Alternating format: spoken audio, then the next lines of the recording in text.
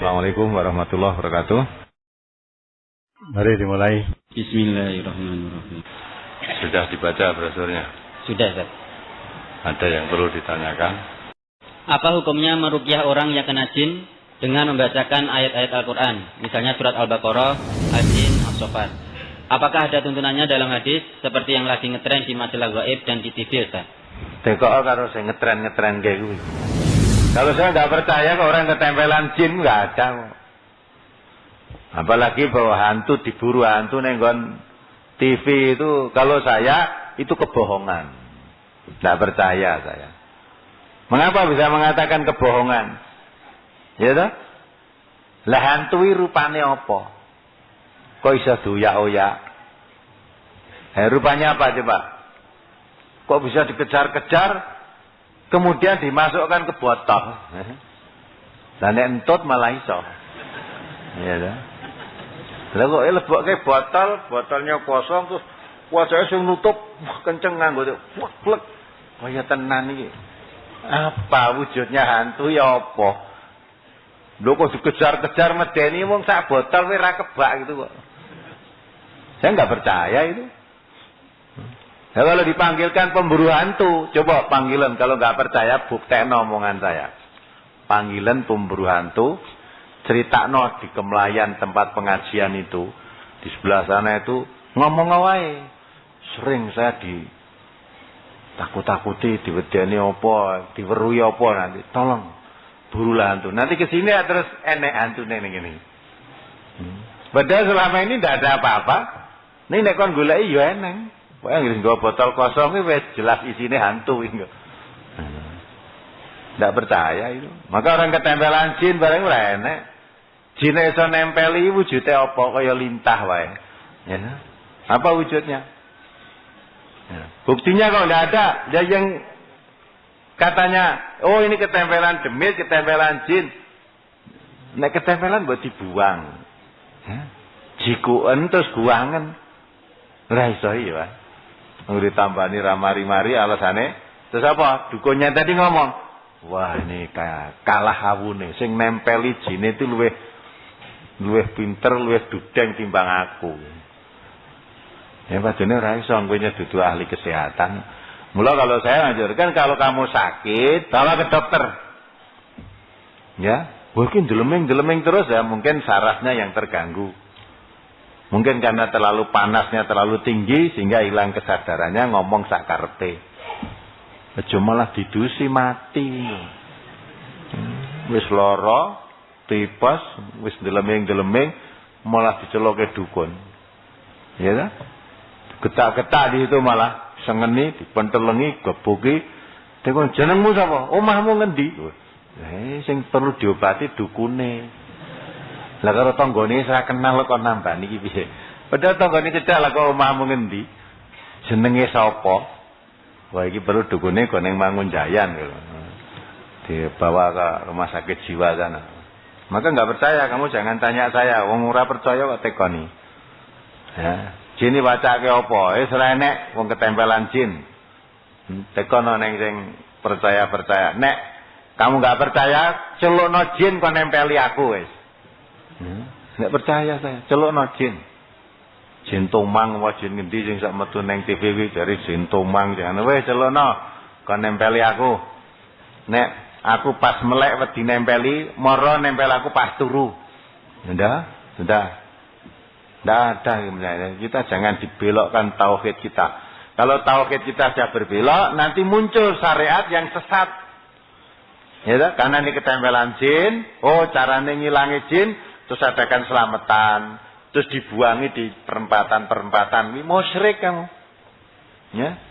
Terus diwaca kayak apa? Oh, ini kudu diguangi sono. Ini njaluk tebusan. Ya. Tebusannya titik ireng mulus. Ya. Nah, sudah. Tebusannya sak uni-unine cangkeme dukune kuwi wis diturut. Ya. Musyrik gitu. Njaluk tebusan iki ya tebusan. Kayak dulu pernah ada di daerah Ngrampal sana lah. Di daerah dekat rumah saudara saya di sana. Sakit. Ya itu, Karena dilalah duwe omah ning kulon masjid. Loro tekoke dukun, wah kowe ora kuat disembah. Sebabe wong sampe salat lah mantep lah omahe ning kulone, kowe ora kuat disembah. Harus pindah dari sini. Pindah ke desa lain. Diobati dukune, cek urung mari. Ya. Wah lah kowe mindah ke omah, arah omahnya itu keliru. Harusnya tidak menghadap ke sini, menghadapnya ke sana. Bongkar meneh. Ya, mindah ke kowe wis ragat, ngadeg kowe arahe ora peneran. Bongkar meneh, ragat meneh, ya. Wis akhirnya mati. Ya, wis entek nggo tuku omah, mindah omah wis dadi kon mat omah, duit entek-entekan kuwi mati akhirnya. Nah, itu nek manut dukun ya ngono kuwi. Engko nek keposane piye-piye ora mari, ya alasane terus iki mau. Wah, iki pancen sing nempeli iki digdaya tenan iki. Ya ta? Iki ketoke turunan demit Mojopahit iki. Jadi golek-golek wis sak ngarepe sing kira-kira wong ora ngerti itu. Maka kalau jin-jin jangan tanyakan sini, ora percaya aku. Percaya perkara orang-orang di luar Islam percaya silakan. Nek wong Islam ya percaya ngono iki ya, entukmu kok ngendi, dalile apa gitu. Apalagi kami warga baru, istri saya hamil tua. Bagaimana yang sesuai dengan tuntunan Islam dalam hal sebagai berikut. 1. Mengazani bayi. 2. Akikoh, jenis kelamin kambing jantan atau betina. 3. Penguburan ari-ari bayi. Jadi yang kamu tanyakan itu 1. Mengadani bayi. Bayi itu tidak perlu diadani. Ya kan? Bayi itu tidak perlu diadani. Azan itu untuk memanggil orang sholat berjamaah. Bayi urung iso sholat.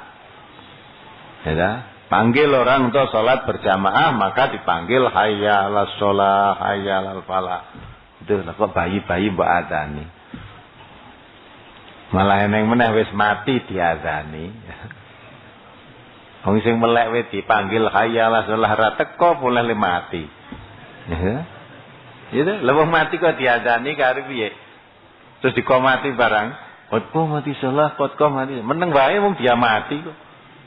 Ketika uripe ning kotko mati sholah ya ora tau ning masjid bareng mati mbok celuk-celuk itu. Ya.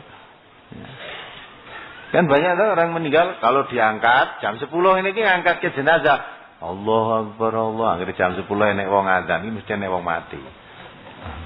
Kok terus cemplung ke kubur sebelum diuruki kuwi kok mati. Kotko mati sholah, kotko mati. Tidak ada tuntunannya itu. Memang ada hadisnya, tapi hadis ini nggak bisa dipakai. Hadisnya dhaif, mungkin palsu malah. Nggak bisa dipakai itu. Katanya alasannya bayi lahir di adzan itu biar terdengar suara pertama kali masuk telinga itu suara adzan. Tidak mungkin. Sadurunge kowe adzan kowe bapake ta kowe nunggu ning jaba. Ya ndak? Bayine lahir ning jero kamar bersalin. Dah wis krungu suarane bidane, krungu suarane terus malah bapake kandhani wis lahir. Nah, wis suarane mlebu pirang-pirang. Ya. Nah, kamu masuk ngono lagi Allahu Akbar wis krungu suara. Ya. Bidane, krungu ibune barang. Ibune tekan karo bidane, "Jalan napa istri, Bu?" "Oh, istri." Lah bapake teng pundi? Lah krungu ya. Jadi lagi Allahu Akbar, Allahu Akbar. Kan nggak bisa ini. Akikah yang kamu tanyakan yang kedua mengenai akikah. Akikah itu menyembelih kambing pada hari ke-7 dari kelahiran bayi.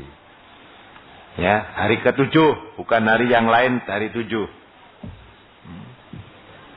Kemudian jenis kambing. Jenis kambing. Laki-laki atau perempuan? Apa ada tuh kambing laki-laki itu? Ya. Kambing pria atau wanita gitu loh. Lah kok kambing laki-laki? Kambingnya jantan atau betina gitu loh, masa kambing wanita itu loh. Bareng orang malah jantan. Jadi kalau kambing boleh jantan, boleh betina. Hanya tidak ada ketentuan. Hanya ketentuannya jumlah. Kalau bayi yang lahir itu laki-laki, disembelihkan kambingnya 2. Kalau bayinya lahir perempuan, disembelihkan kambingnya 1. Kalau lebih, boleh enggak? Faman tatawa khairan bahwa khairullah. Kalau kamu melebihkan kebaikan, kebaikannya kembali pada kamu diri sendiri. Anaknya perempuan, saya mau bolehkan kambing 2, oh boleh. Ya, ketentuannya 1. Ini kamu mau menambah karena dagingnya kan akan dibagi-bagi, biar lebih merata, lebih meluas, atau bagian lebih banyak, saya bolehkan 2 atau bolehkan 3, boleh saja, boleh. Jadi ketentuannya kambing, jantan atau betina nggak ada ketentuan. Terus ari-ari itu dikubur di mana? Ya, orang dadak di muka pintu. Kalau orang Jawa kan dikubur kalau laki-laki di kanan pintu, kalau perempuan di kiri pintu. Nggak perlu dikubur di mana? Di tempat yang jauh, tidak mengganggu. Misalnya di kebun, diurukin yang kebun kono. Boleh, di mana saja boleh lah. Dan malam tidak usah diberi lampu. Itu kepercayaan kemusyrikan itu. Wes, omahe tegel ape-ape dikai lowongan Pak Tegel jagani sonek ibune lahir nggo duduk ari-ari ning kono nggo mendem. Bareng kono terus dirugi terus dikai lampu. Dulu sentir gandeng saiki wis listrik lampu 5 watt. Nggo apa coba? Itu syirik, tidak boleh dilakukan. Umpama dibuang boleh enggak atau dipendem ngono? Ya, dibuang itu ya boleh saja, tetapi mengganggu yang tidak boleh mengganggunya orang lain itu. Mbok buang ning endi coba? Nah, mau dibuang di kebun nanti bosok, baunya mengganggu jadi penyakit. Pemenang dipangan asu malah digondol ning ngendi-ngendi. Nah, cemplung ke kali wae, mesake wong golek iwak. Nah, penjolo dikira entuk iwak, bae entuk ari-ari. Maka yang paling tepat dipendem. Gitu. Jadilah jadi bayinya laki-laki atau perempuan disembelihkan kambing, boleh betina, boleh jantan, tapi jumlahnya kalau laki-laki 2, perempuan 1. Penyembelihannya pada hari ke-7 itu namanya akikah. Tentang penguburannya hari-hari di mana saja boleh ditanam, dipendem lah, boleh di mana saja. Asal tidak ada keyakinan apa-apa. Tentang mengazani bayi, tidak usah diazani, itu hadisnya dhaif. Mengazani orang mati juga nggak sah, tidak ada tuntunannya itu. Apalagi? Apakah ada tuntunannya perayaan seperti khitanan dan sepasaran bayi? Dan bagaimana kalau menghadiri undangan tersebut, Ustaz? Itu laisa minal Islam. Perayaan sepasaran bayi, gue ora enek tuntunan Islam nggak ada. Kalau kamu tanyakan apa ada tuntunannya? Tidak ada. Khitan tidak ada. Khitan itu khamsun minal fitri. Jadi salah satu dari 5 kebersihan. Ya. Termasuk motong kuku, termasuk cukur kumis, termasuk cabuti bulu ketiak itu sama dengan khitan. Nek khitan kowe undang-undang, kowe nyabuti bulu kelek undang-undang. Nah, gitu kan? Tidak pernah ada zaman Rasulullah ada walimahan karena khitanan, itu tidak pernah ada. Apalagi walimahan karena bayi itu tidak ada. Loh tapi di masyarakat, iya memang tuh dah kebiasaannya begitu. Loh malah sing ndungani Pak Haji, Pak Haji. Iya, untuk duit kok. Ya. Masalahnya bukan itu, ya. Agama itu ukurannya bukan lihat Pak Haji, bukan lihat kiai, bukan lihat ulama, bukan. Agama itu Quran dan Sunnah. Walaupun banyak Pak Haji melakukan, belum tentu itu dituntunkan oleh agama. Wong Pak Hadi ana sing ndongani selamatan. Ya, jalur selamat supaya dijaga desa ini dari danyang-danyang yang danyangi apa coba? Itu sing ndongani ya Pak Haji. Apa kuwi agama laisa minal Islam? Bukan dari Islam itu. Kalau kebiasaan begitu terus mengamalkan yang berbeda, mengamalkan tuntunan Quran, tuntunan sunnah betul. Wah, ini aneh, nyeleneh agama ini. Ini anak-anak muda sekarang ini agama baru. Loh, sing agama anyar, sing kuwi ning malah sing diarani sing asli itu malah dikira anyar. Walaupun ini sebuah agama yang sudah sejak dulu ning ora tahu ditokke ketoke anyar. Ya, tidak pernah diamalkan tampak baru. Maka Nabi sudah mengatakan badal Islamu gharibun wa sayam. Badal Islamu ghariban wa sayaudu ghariban. Fatuba lil ghuraba. Islam itu dulu awal datang di tengah-tengah kebiasaan-kebiasaan yang mengandung kemusyrikan-kemusyrikan itu datang tidak umum, aneh, nyeleneh. Nanti akan datang suatu zaman kalau orang mengamalkan Islam secara betul lagi, itu tampak aneh lagi, nyeleneh lagi. Fatuba lil ghuraba, tapi Nabi mengatakan bahagialah bagi orang yang aneh, asing tadi.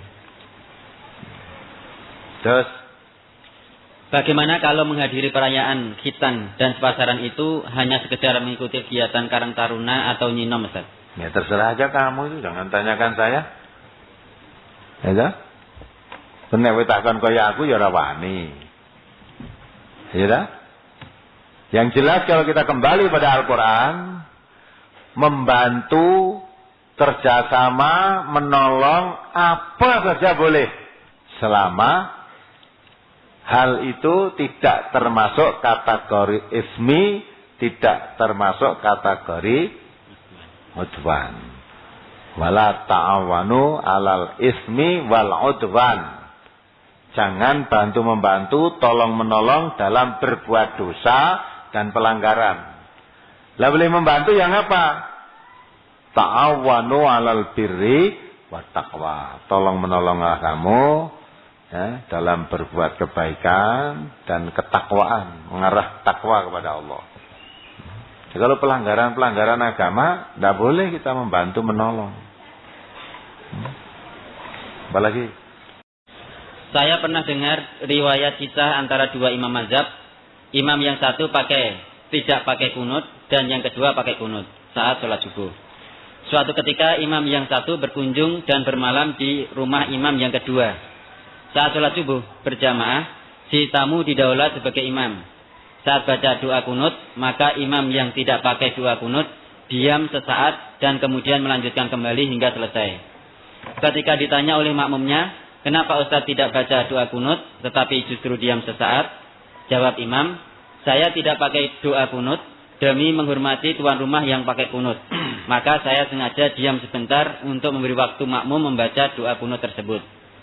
Menurut Ustaz Dr. Daud Rosyid, yakni penceramah TV, menyampaikan riwayat tersebut tidak benar. Karena setelah diteliti para ahli hadis, kedua imam yang dimaksud ternyata tidak hidup pada masa yang sama. Sehingga mustahil mereka bertemu, dan komentarnya, riwayat ini bohong dan dibuat oleh pihak-pihak yang menganjurkan pemakaian doa kunut. Sehingga kita tidak boleh saat sholat subuh bermakmum pada imam yang membaca doa kunut. Manakah yang benar antara riwayat tersebut? Ataukah pendapat Dr. Daud Rosyid tersebut, Ustaz? Lah imame wong endi? Jenenge sapa gitu. Nanti kita lihat. Kalau tidak boleh makmum dengan imam yang membaca doa kunut, saya belum tahu itu. Belum tahu. Ya, kalau ada imamnya kunut, tidak boleh makmum. Itu siapa yang melarang? Ya. Ada dalilnya untuk larangan makmum. Padahal kalau hadis Nabi menerangkan, kalau imamnya salah itu tanggungannya imam yang salah. Jadi kalau imamnya salah, makmumnya tidak ikut salah. Tapi kalau imamnya baik, kebaikannya membawa makmum. Maka dari itulah doa kunut itu termasuk khilafiyah. Memang Nabi pernah melakukan kunut. Tetapi tidak hanya pada waktu subuh. Kunut yang dilakukan Nabi ya, ketika ada sahabat-sahabat Nabi yang hafal Quran lah, terjebak, kirim untuk bagimu balik, ternyata di tempat yang dituju dibunuh semua, mati. Sehingga dengan kematian para sahabat itu, Nabi prihatin, maka setiap sholat beliau berdoa, memohonkan ampun dan balasan kepada yang membunuh itu. Nah, setelah kira-kira 1 bulan, turun ayat yang melarang, yang menerangkan tentang orang yang membunuh itu kamu gak usah ikut campur tangan. Itu apa saya ampuni atau saya mau hukum, itu Allah, itu bukan urusanmu. Nah, dari situ akhirnya Nabi berhenti. Nah, tapi yang jelas kunut Nabi pernah menjalankan. Ya karena Nabi setelah ditegur oleh Allah berhenti, lah orang sekarang maka pecah jadi 2 tadi. Tetap mengerjakan yang Nabi, wong Nabi suruh berhenti terus berhenti, kok kita malah mulai, ya kita berhenti, tidak usah ikut. Ada lagi kunut itu ya sekarang kan jadi 3 kan, 1 tiap subuh saja, yang kedua subuh pun tidak, hanya dilakukan setiap ada musibah yang disebut kunut nazilah itu. Yang 1 sama sekali tidak, karena Nabi tidak ada riwayat kunut nazilah. Yaitu yang dibunuh 72 orang itu kan Nabi kunut, itu betul. Tapi sebelum ada teguran dari Allah, setelah ditegur oleh Allah berhenti. Nah maka itu, karena itu namanya khilafiyah, ya, tidak usah kita perdebatkan. Yang kunut silakan kunut, yang tidak kunut nggak usah kunut. Adapun yang tidak kunut, kalau makmum orang yang syarat kunut, ya boleh saja. Imamnya biar kunut, kamu nggak usah ikut. Tapi jangan mendahului imam. Kan itu kan disi imam. Imamnya lagi kunut Allahumma dini bimana dait. War disi rukuk ndak boleh. Dan anu ngenteni, orang ngenteni mong ora gelem disi.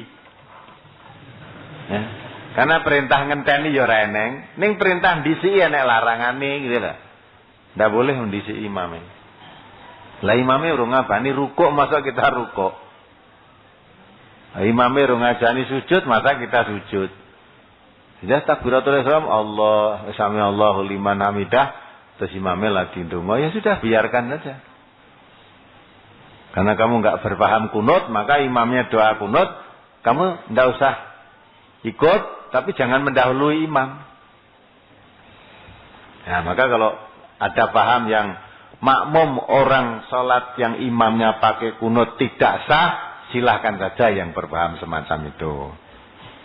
Kalau kami di MTA ini boleh, makmum siapa aja boleh, asal dia sholatnya benar silahkan. Apalagi? Apakah sama sholat rawatib sebelum subuh dengan sholat fajar? Yang kami pahami selama ini, sholat sunnah fajar itu antara imsak dengan azan subuh. Mohon penjelasannya. Kami kok ngendi sing memahami kowe? Pemahamanmu itu keterangan dari mana? Ini namanya sholat fajar itu, memang sholat fajar itu sholat setelah terbit fajar. Ya, nah sholat setelah terbit fajar, sholat subuh itu juga disebut sholat fajar. Sholat rawatibnya subuh juga disebut sholat fajar. Ya, sholat fajar. Lah kalau sebelum subuh itu masih bisa sholat witir. Bukankah Nabi menerangkan? Sholat malam itu 2. Kalau kamu khawatir kesubuhan, maka sholatlah witir berapa? 1. Kini saya witir 3 rakaat, wah ini masuk subuh nanti. Maka nek kira-kira 3 rakaat tidak cukup, 1 saja witirnya. Jadi sebelum subuh itu masih boleh sholat witir, bukan sholat fajar. Sholat fajar itu sholat setelah terbit fajar. Kalau sholat fajar maksudnya sholat sunnah, rawatibnya subuh, dikerjakan sebelum menjalankan sholat subuh, tetapi sudah masuk waktu subuh. Apalagi? Saya punya tetangga yang rumahnya berhadapan dengan rumah saya. Tetangga itu sering punya hajat selamatan atau kondangan untuk orang yang sudah meninggal. Kebetulan rumahnya itu kecil, sehingga untuk menampung undangan selamatan itu, dia pinjam rumah saya. Apakah saya mendapat dosa bila mengizinkan rumah saya dipinjam untuk tempat kondangan itu, Ustaz? Nah, kamu membantu namanya. Tadi saya terangkan wala ta'awanu 'alal ismi wal 'udwan. Kalau kondangan itu suatu bentuk kemusyrikan, kowe ora gelem melu ning malah nyediakan tempat. Ini kan membantu kemusyrikan. Harusnya diberantas. Kalau kamu belum bisa memberantas orang lain, mulai dari dirimu sendiri. Ibda' bi nafsik. Kalau saya tidak mau, tidak cocok atau merasa berbuat dosa syirik melakukan semacam itu, ya jangan malah memberi fasilitas. Tidak boleh itu. Malah kalau rumahnya kecil kandani baik.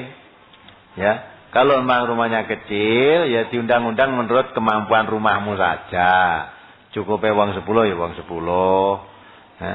Mosok nyilih kene nek nggo kendurenan ra entuk ning kene gitu loh. Enggak boleh. Sebab saya tidak sepaham dengan itu. Ya. Kalau menurut agama saya itu kemusyrikan. Nek aku meminjami rumah kamu berarti saya membantu kemusyrikan. Tidak boleh. Cukup ya. Saya cukupkan sekian. Mari diakhiri. Alhamdulillah. Amin. Subhanaka Allahumma wa bihamdika asyhadu an la ilaha illa anta astaghfiruka wa atubu ilaik. Assalamualaikum warahmatullahi wabarakatuh.